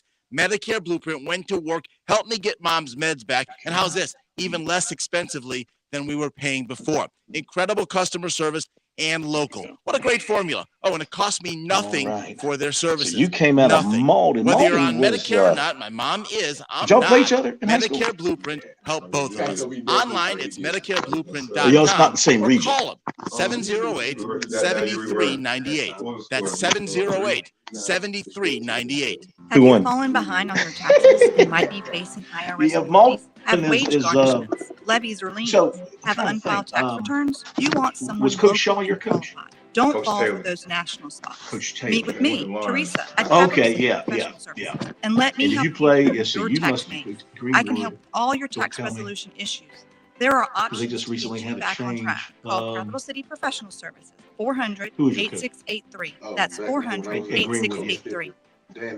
Gas prices, grocery prices, inflation has hit us Greenwood, man, they're all crazy and about the caused the football Fed to there. raise interest rates. Not that As a Malden result, isn't. after historically low mortgage Did you ever rates meet for Kevin what seemed Garnett? like forever, interest rates for a mortgage have jumped in recent months. Fran Halloran here. Let me make something clear to you. Mortgage rates are rising. They may continue to rise as the Fed but tries you know, to get a Malden grip had on 2 players inflation. come What out hasn't this year. changed Jaden is the Lucas. incredible customer service you'll get from Greg Oh, McCoy Deuce, and Simplified Deuce, Mortgage going to Solutions. North Greg Carolina. can't control Deuce- interest Deuce rates. Campbell? He No, can, Deuce however, Caldwell. control Deuce Caldwell, fees. yeah. With rates on the rise, Jaden, now more than he's ever, backing up, you need to going. Do you know know you're him? getting the very best deal. Greg will make Good sure athletes. he's more than just a mortgage guy. Greg McCoy is your Did y'all trusted play in the advisor. Shrine Bowl You North might South be game? surprised to learn how much Simplified Mortgage and Greg McCoy can do to help you with your biggest financial investment. Not Really? sure? Have questions? Give Greg a call at Simplified Mortgage, 803-722-6044, or find him online at simplifiedmortgagesc.com. Greg McCoy, NMLS, All right, go ahead and put those back 11987. on. We'll just A keep it well-regulated 3 or 4 more humidor minutes. being necessary to the preservation of a cigar,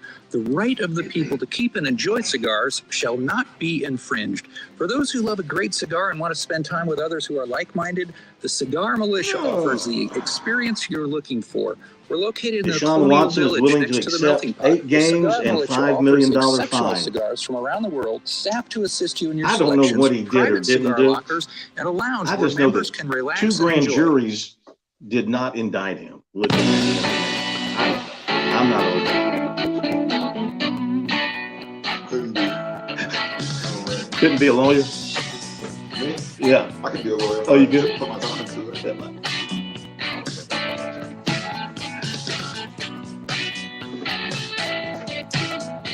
All right, we're back here on the Palmetto Pigskin Tour Stop at Newberry College tonight. It's brought to you by our good friends at SC Watermelons.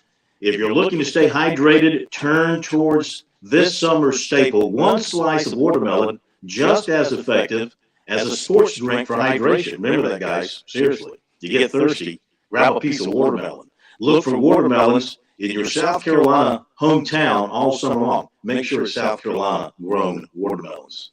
When you, they may be, they go around the state, South Carolina Watermelon Association. They go around the state and do watermelon deliveries to football camps and stuff like that. So maybe you'll see them. We're back here at Newberry for a couple more minutes with the players. Dre Harris out of Malden, who's also in graduate school here at Newberry, and Marcus Morgan from Greenwood, who is a graduate taking additional courses this year. You guys played each other in high school back in the day. Yes, sir. How'd that go? Oh, that was really Was it ugly? I mean, it was very ugly. Yeah, very physical. You kicked them pretty good. I did. Yeah. It was basically.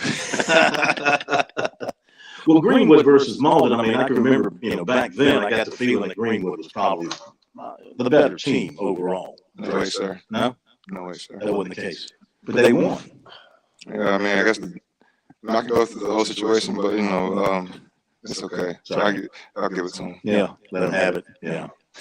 So you're getting ready for Allen to open up the year, and then diving into league play soon thereafter.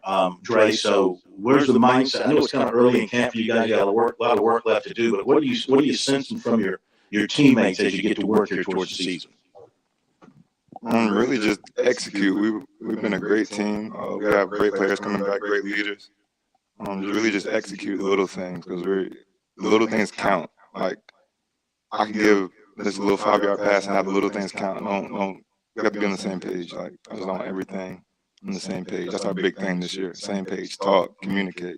People are replacing people. We have to know who's doing what. So that's really much it. You feel like you were pretty much on the same page with your guys last season? Most definitely. Most definitely. It was a good year to come into this year. So I had a good feel of how to talk to players. Last year we had a meeting of what we wanted to do, what we wanted to get out of the season. Mm-hmm. We had to talk about that. We had to communicate at practice, after practice. So I feel like that prepared me for now, because now I'm older and I get to talk to the younger kids about what I want from them. And it's working out. Your numbers were impressive last year. 2,356 yards, 18 touchdowns, only 9 interceptions in 276 attempts. That's a great percentage. And you completed 62% of your passes. So those are good numbers. Where do you feel like you need to? Is there an area you need to improve in the most statistically compared to last year? I honestly would just like to get the ball in our receivers' hands a little more, and that's something I will do. Mm-hmm. That won't be a problem at all. You mean like quicker release, that kind of thing? Not quicker, just so much of me not having the ball in my hand, trying to do too much, but knowing that I have guys in place to do what I'm trying to do, but they're already there. So just go ahead and get it to them. I'll try to do too much sometimes to be a playmaker when I can just let them make the plays, because they're the real playmakers. Gotcha. And just looking at your numbers from last year, Marcus, you were one of the top tacklers on the team.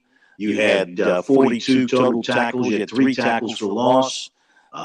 Didn't have a sack, but you looks like you broke up 12 passes, and you had a quarterback early in there, obviously playing back there in the safety spot. You're going to be I'm sorry, that was David at 12 breakups. You had 3 breakups. Sorry about that. But you did have 42 tackles. So you did a good job back there on the last line of defense, not letting people get past you. Yeah, Coach Knight and Coach Watson always emphasize you are the only person who has to make sure like everything is straight. You are the last line of defense. After defensive backs, there's nobody else but yourself. You got to depend on yourself in order for you to make the play. Yeah. It's on you. And you're a good size. How tall are you? I'm 6'2". Does that help you see everything in front of you kind of unfold? Most definitely does. I feel like it plays a huge role. Yeah. You just stand back there and watch it come at you. Yeah. All right, before we let you guys go, let me ask you about being the favorites. It's one thing being maybe you were the guys that were chasing maybe last year. Now you're the favorites. You're the top of the mountain. You've been voted to win the championship this year, Dre. So is there any difference in being on top and defending versus trying to get to the top? There's no difference. Same mentality, if not even work harder this year to stay at the top, because we know everyone is going to try their hardest to beat Newberry football and just the culture here. So we're going to do our best to prepare for that, and we are. Marcus? It's the same exact thing Dre was saying. The same exact thing. Words just took out of my mouth right now. Yeah. Dre just said everything. You're not wearing your championship rings. No, we don't have to gloat it. They all know we have it, so they can look it up or something. It's a new season. New season. Where is yours? My mom has it, actually. Yeah, where's yours? Mine's is back in the room. Okay. Boy. Guys, thank you so much. We really appreciate you coming by. Good luck this season. Stay healthy, and we'll look for a lot of W's from you. Of course, sir. Thank you. Thank you so much. Good to see you. And thank you guys, Dre Harris, Marcus Morgan, a couple of great representatives from their high schools here in South Carolina, which, of course, we love. We love seeing guys from the state get it done, especially right here in the state. Newberry, much like South Carolina State, the roster is dominated by in-state talent. And These two guys are great representatives of Malden and Greenwood high schools, respectively. So we appreciate you guys very much. The four players last night and then obviously tonight that you've talked to, I mean, have just been outstanding. Yeah. Funny, personable, well-spoken, great representatives of their schools. I tell you, you are setting the bar awfully high for Benedict tomorrow night and then the next round of the tour next week.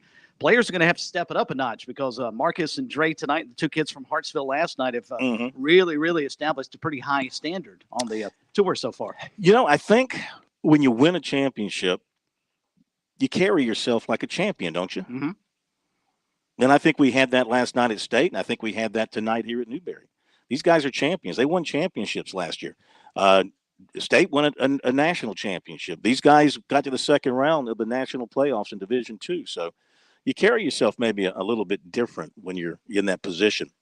It's funny you bring that up, and it's something I'm not sure we have delved into enough. With SC State winning the HBCU National Championship, Newberry winning their conference title, Coastal won a bowl game, South Carolina won their bowl game, Clemson won their bowl game. I mean, it was a really, really good football season in terms of the postseason last year. It really was. It really was. I'm trying to think if there's anybody that we're leaving out, but I think you pretty much nailed everybody who did something in the postseason. Yeah, it was a good year. It was a good postseason around South Carolina. And the 3 FBS programs. I think they acquitted themselves nicely last year. See if we can match it again this year with that kind of success. Story just coming out. Deshaun Watson, according to this story in the AP, would accept an 8-game suspension and a $5 million fine to avoid missing the entire season. A person familiar with his defense told the AP. He's facing a potential year-long ban for sexual misconduct, would agree to a lesser penalty in a settlement, said the person who spoke on the condition of anonymity. The biggest question is whether the NFL would make this compromise. So a settlement has always been possible, but it's not clear if the sides are in active discussions. Meantime, the Browns plan to start Watson at quarterback in their preseason game coming up, at least as things stand now. Pat and I were talking about that earlier, and it just doesn't make a whole lot of sense to me. I realize Deshaun has not played in a long time, but they know at least he is going to miss the first month and a half of the season. Why start him and play him in any preseason game and not get your backups ready, or at least the guys who are going to have to guide your offense for 6 ball games at least, and maybe more? That's an excellent question. Do you think it's a stick it to the NFL moment? It may very well be, because tomorrow night's game with Jacksonville may be the most watched preseason game, certainly around here with Deshaun Watson going up against Trevor Lawrence, assuming Trevor plays tomorrow night. It may be one of the more watched preseason games we've had in a long time. Both Trevor Lawrence and Travis Etienne, by the way, are both the Jags have announced that they both will play at least one or two series tomorrow night. So, yeah, a lot of Clemson fans will have their eyes on that ball game. And, Chris, I can't help but think about this. Brand new system, brand new set of receivers to throw the ball to. I can't help but think this is just planning ahead so that, say it's a 6-game suspension, week 7, they can basically plug and play Deshaun Watson right into that offense. I think this is all about just getting that timing down, getting reps in with the receivers in a game-type atmosphere. Got to be history. I can't think of another time in an NFL game where two former Clemson quarterbacks started against one another unless, let me think. I mean, Steve Fuller started for a while. Could he have started opposite another former Clemson quarterback during that time? I can't think of one that he might have gone up against. Charlie Whitehurst, maybe? Was Charlie and Steve playing at the same time, or that's too many years apart there? I think that's too many years apart there. Yeah, that'd be about the only other one I can think of off the top of my head. So, all right, great stuff. Great points there, guys. Appreciate that. Let's go to the break. When we come back, we'll hear from Brian Bresee, the Clemson defensive tackle, coming back himself from a catastrophic knee injury last year. It cost him about half of last season, but he's worked hard. He's got himself back in shape, and he's playing for more than himself, too. You know, he's got a sister who is battling cancer, and he is playing for her this season as well as for himself and as for his team. So he met recently with the media, and we'll bring you those comments, a few of them, coming up here after the break.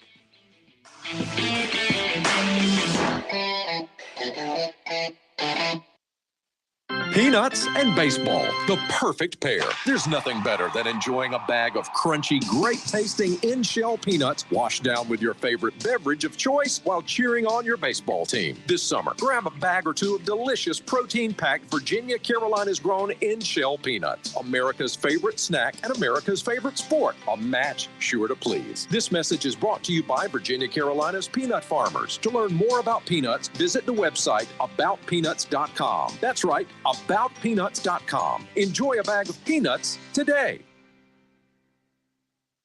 In Columbia, South Carolina, game days are our specialty. Whether you're watching the game from inside the stadium or from the big screen at your favorite local spot, the energy remains the same. Craft the perfect fall Saturday in a city where there is plenty of action on and off the field. From tubing and kayaking to Soda City to rooftop restaurants and plenty barbecue. We're ready when you are. Plan your weekend at experiencecolumbiasc.com. I'm attorney Jim Corbett. I love sports, and I've helped people for over 30 years. Contact me at jim@jimcorbettattorney.com when the insurance company won't pay your claim or you have complicated issues. Some other business causes your business to lose money, jim@jimcorbettattorney.com. When you lose a relative and find out you got cut out of a will or don't get what was promised. When you have serious injury, like from a wreck or mishap or on the job, jim@jimcorbettattorney.com. Life, it has its ups and downs. Sometimes it's little things like hitting every red light or dropping your cell phone. Maybe it's the bills, rent, or pressure at work. But when it comes to the South Carolina Education Lottery, you should never feel like playing will solve everything. The lottery is a game. It's played for fun. So set a dollar amount. Expect not to win and make sure responsibilities, family, friends, and work come first. Visit playresponsibly.sc.com.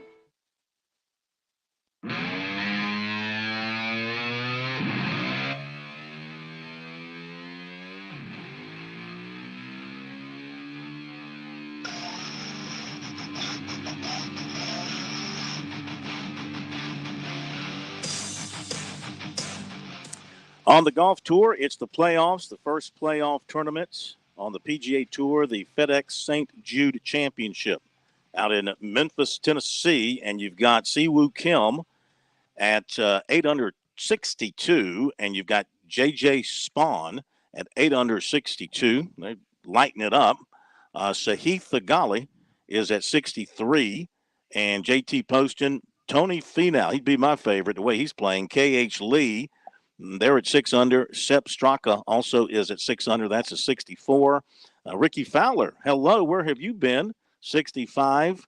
Jason Day, the same. Lucas Glover, 5 under 65, getting hot at the right time. Justin Thomas, a 67. Colin Morikawa, John Rahm, all at 67. Russell Henley, a 68. South Carolina's Matthew Neesmith, a 69. Kevin Kisner, 69. Jordan Spieth, a 70. Roy McIlroy, a 70. And Will Zalatoris, 71. And Stuart Sink, 72. Some of the other Where'd you say they were playing this at Frankie's Fun Park? Good grief. Yeah, really. You would think the opening of the playoffs would actually be on a golf course, not a miniatures golf course. Good grief. I think Kim, if I'm not mistaken, yeah, he made the turn at 28. Shot 28 on the front side, whatever they call it, the inward 9, whatever you want to use. And then on the backside, he tore it up. He eagled the 18th. So that's a heck of a round. 28 and 34. That's good playing right there. Tell you what, I'd take that any day. So no, he went out in 34 and came in 28. That's what it was. Played the backside in 28. So that's some great playing. And guys, sorry, real quick before you move on, just want to make sure we get there in there. There was some drama today on the course. Did you guys happen to catch the interaction between Scotty Scheffler and world number 2 Cam Smith, who was moving to the LIV Tour but is playing in this tournament? Did y'all happen to catch that today? Did not. So they were paired together, and of course, this is just kind of golf etiquette. When your opponent is putting, you don't step in their line. Well, Scheffler did just that, and then looked directly at Cam Smith and made some disparaging comments about his decision to move to the LIV Tour. It was all caught by television cameras, and it has been quite a controversy as the afternoon is going on, because again, remember, this judge yesterday struck down that lawsuit where you had LIV Tour players who were seeking an injunction so as to be able to play in the FedEx Cup playoffs. They were all told no.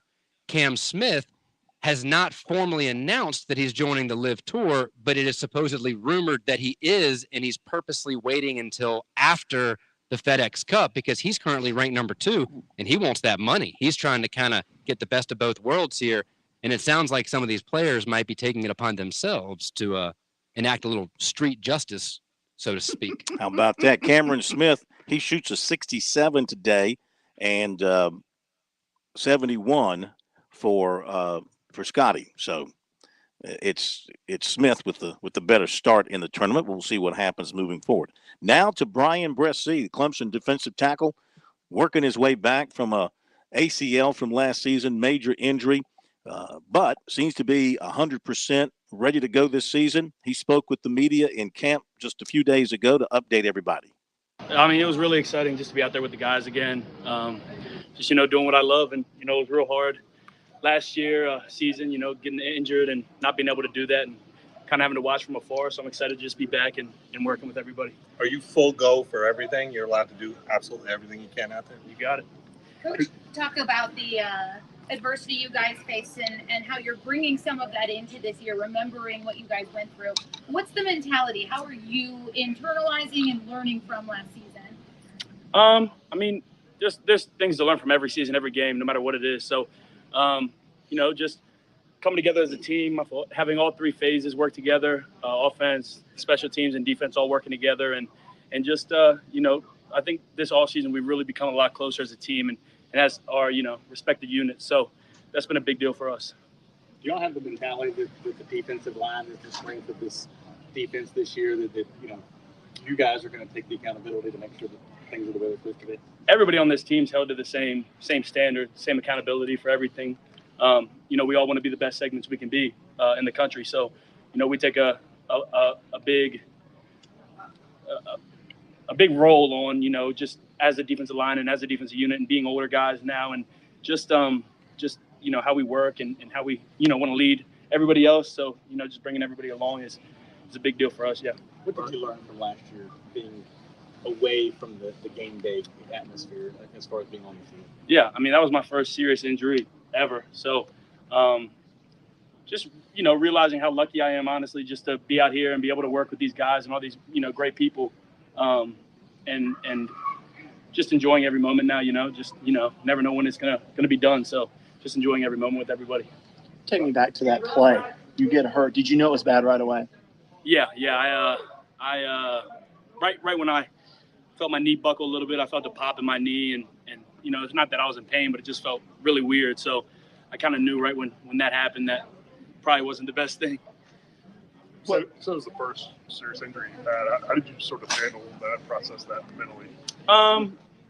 It's tough. My roommates were very supportive. Everybody here is just, all the people in this building are super supportive and check on you constantly. And my family was a big part of that, just checking on me daily. And people were still, I was still included in everything, and that really helped. So at what point did you feel like you were all the way back, fully recovered? I started back right after, like, summer one, I was back. In shape-wise, do you feel like where you are where you want to be? Yeah, went through summer one and summer two, all of it. So, it's whenever you put pads on, it's a different shape than just running. So I got a little work to do, but I'll be back soon enough. What do you like about camp? What do you look forward to about this time of year? I know it has to be a grind, but just it's all football. You don't got to worry about anything else. You're here all day long. You get to do what you love all day long. So you can't really complain. And yeah, it's a grind, but it's what we signed up for. So we're ready for it. do you feel like you're totally pain-free right now? Yeah, I feel good. Yep. How's your sister doing? She's doing well. She's about to start chemo in DC, and she'll be here for the Furman game, though. So I'm excited for them to be back out in the stands cheering us on. Where is Kim? What has our journey kind of meant to you and kind of, I guess, propelled you through your off-season career? Just tells you to keep going. It's my little sister, but also just a little girl who just has so much on her plate right now. So just whatever I'm going through isn't half as bad as what she's going through. So just talking to her, and she encourages me all the time, just talking to her. So she's been a huge help. What was it like, the ladies' clinic, to see her walk out there with Coach Sweeney, get that applause that she so richly deserves? Yeah, I got a little bit emotional. I'm not used to it, but yeah, it was super exciting. Like I said, just seeing her back out here, them not being here for last season when I started playing, and just not seeing them up in the stands was tough. My family never misses anything, so it was hard to not have them up there. But her getting back, she loves Clemson, and for her to be back here and just see everybody, all my roommates and teammates, she loves it. So it was a really good moment. What do you have to improve on this year personally?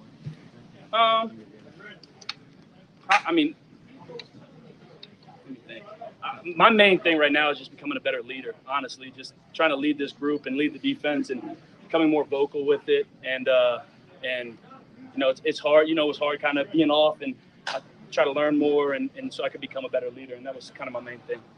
Brian, how valuable is it to have that kind of depth in the defensive line, not only just to play alongside, but to compete every single day in practice? Yeah, as well as our offensive line, just us battling each other every day. I don't think we'll see anything better throughout the whole season. So us going at it every day is all you can ask for. Having a really good O-line, really good D-line, just battling and making us better is awesome. How close do you feel like you are to being best before you are injured? Do you feel like you are good? There's always some hiccups getting back onto the field and feeling everything out again, being out, whatever it's been now, 7-8 months. So just I just got to, it's just getting my feet back. Yeah, I feel just as good as I did before, though. So offensive line wise, anybody that stood out to you that you I think Walker Parks has really improved. He's done a really good job this offseason. J-Mac's always, as solid as can be, and some of the younger guys, Blake and Colin, and they've done a really good job this offseason as well, just learning everything and getting in and doing what they need to do to play. Okay, Brian Bressy, Clemson defensive tackle, and they certainly are glad to have him back. He'll be part of a stout defensive unit for the Tigers. Meantime, the Clemson basketball team playing over in France played their final game of this exhibition tour, and they beat a team, don't speak French, Azura Club de Golf. Azura Club de Golf, 92-74. They had some wine and cheese after the game. Hunter Tyson, 22 points, 7 rebounds, 4 assists. And this was their most competitive game. The other two were really blowouts. Josh Beadle, he had 16 points. And Alex Hemingway, 12 of 22 from 3 in his 3 games in France. He had 12 tonight, along with 2 rebounds and 3 assists. So we'll get this story up for you a little bit later on the website, and you can take a look at it. But the Tigers went 3-0 on their trip to France, and certainly, it's a trip that lets the players bond, get closer together, and work on their game. Overall, good performance. So, all right, that'll do it. Final words from you, Chris. I can't believe we didn't get a chance to chat about the Field of Dreams game going on tonight. And Pat Kelsey's out there. Yeah, in the outfield. Did he take Sam with him? That will do it. Have a great night. We'll see you from Benedict College tomorrow night on the tour. Thanks for being with us.